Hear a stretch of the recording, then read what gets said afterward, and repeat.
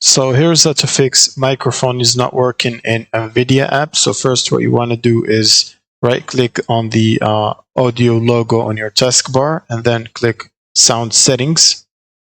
Now in here you want to make sure you have the speakers selected, for example your headset or whatever. And for the input you want to make sure you have your microphone selected or whatever voice mode stuff you're using, like that. You want to make sure it's checked in here. You can also scroll down and click on more sound settings in here, and this should open up this window. Now make sure your output device is enabled and selected as the default device in here. Same for the recording, make sure your microphone or your main device is selected and enabled in here. I also like to disable other devices so they don't interfere with this.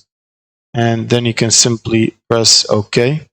Next, you want to open the NVIDIA app and then go to settings and make sure the overlay is enabled. Now, once the overlay is enabled, you can simply press this shortcut here to open the NVIDIA overlay. So I'm going to open it on my main screen.